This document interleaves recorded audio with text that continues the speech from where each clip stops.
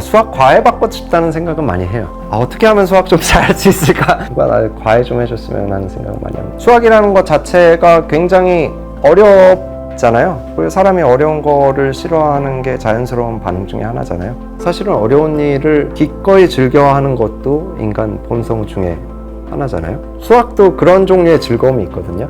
스스로 성장해 나가는 것을 분명하게 관찰해 나갈 수 있고 성취감을 즐기는 면이 있거든요. 네, 안녕하세요. 수학을 연구하고 있는 수학자 허준이입니다.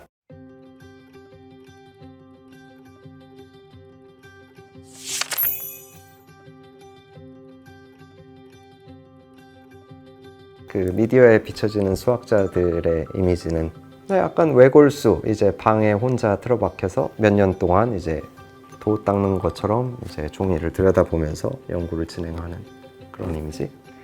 그렇지만 이제 결국은 특히 현대 수학에서는 누가 더 소통을 잘할 수 있느냐가 핵심이고, 어떻게 보면 다른 어떤 분야보다도 인싸들이 유리한 학문이 되어가고 있는데 아직 대중들에게는 그렇게 알려지지 않은 것 같습니다.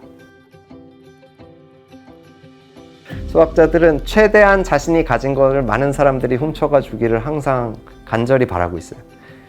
그런데 그 훔쳐가 주길 바라는 그 인포메이션 자체가 워낙에 복잡도가 높고 표현하고자 하는 사람도 표현하는데 능력에 한계가 있는 경우가 많기 때문에 다른 수학자들과 시간을 보내면서 소통이 가능한가를 끊임없이 탐색하는 게 수학 연구에 말하자면 초입처럼 되어가고 있거든요. 그렇기 때문에 사회성과 소통 능력이 굉장히 중요한 분야라고 생각을 합니다. 근데 수학자들이 부르는 인싸들이 일반 분들이 생각하는 인싸랑은 또 굉장히 다르기 때문에 이제 클럽에 갖다 놓는다고 해서 이제 잘 노시고 뭐 그런 것들은 전혀 다른 면이 있죠. 같은 거 안 하세요? 네, 저는 안 합니다.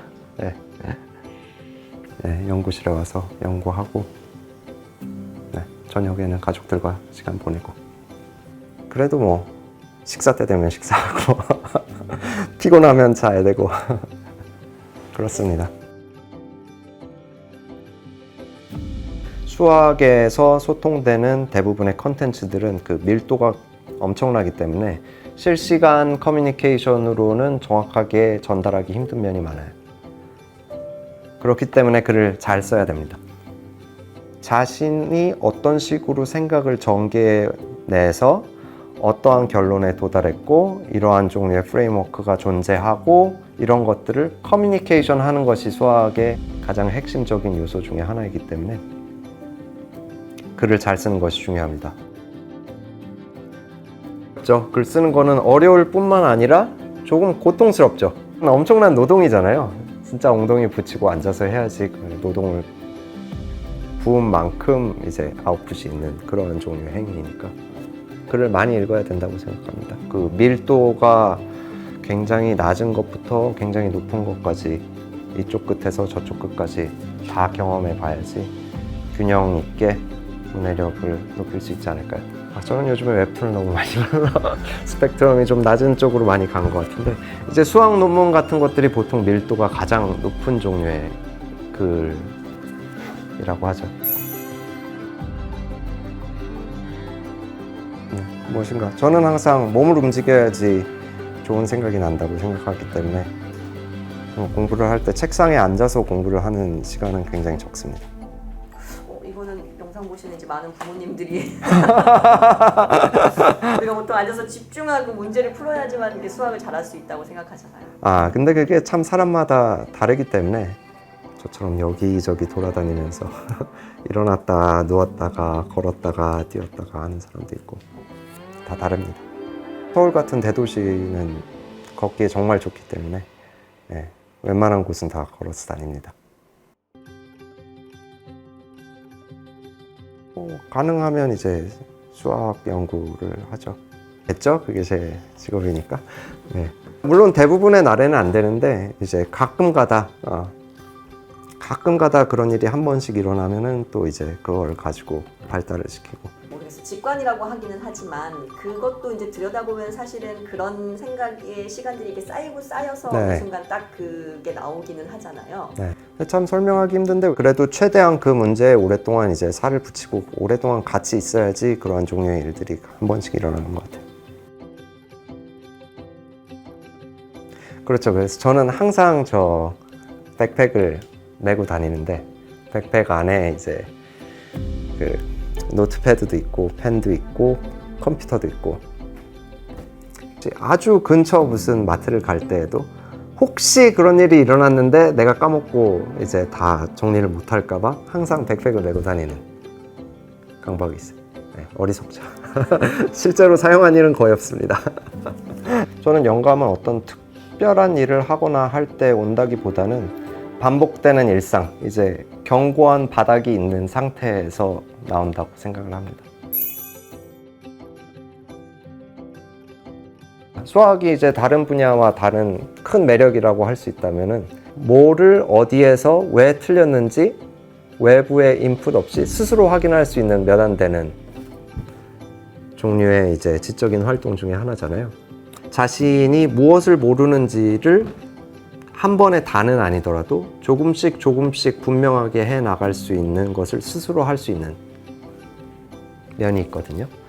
그리고 이러한 종류의 일을 반복하는 게 스스로의 지적인 성장에 있어서 굉장히 중요한 역할을 한다는 것을 반복적으로 목격했던 것들이 이제 수학자들이기 때문에 오히려 이거를 할 수 있다는 사실에 감사함을 느끼는 경우가 많죠.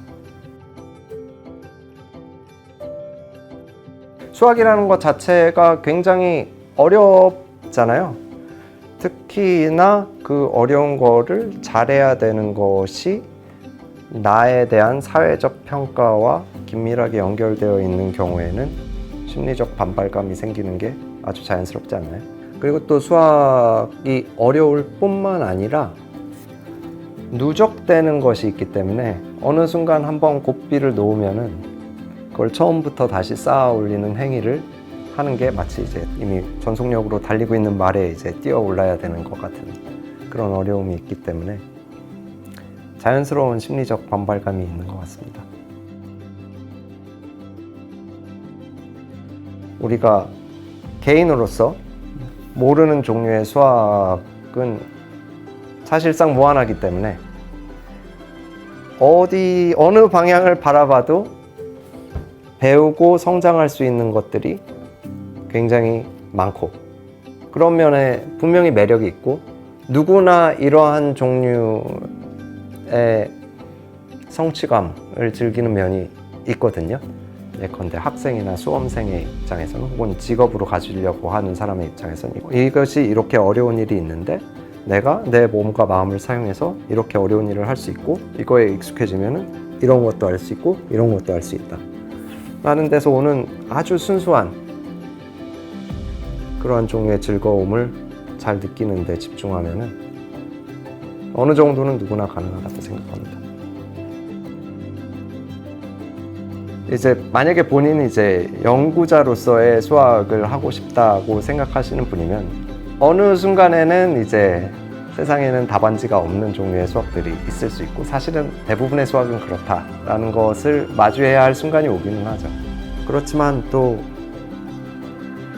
그날 하루하루 충실하게 살아나가면은 시작하는 단계에서 피니시 라인까지 아주 투명한 오버올 플랜이 있지 않더라도 그때 옵티멈 패스를 하루하루 찾아 나가다 보면은 자신이 예상치도 못했던 결승점에 와 있을 수도 있는 경우들이 있으니까 제 자신의 경우에도 그랬고 그런 과정을 최대한 즐거운 마음을 가지고 열심히 밟아 나가셨으면 좋겠습니다.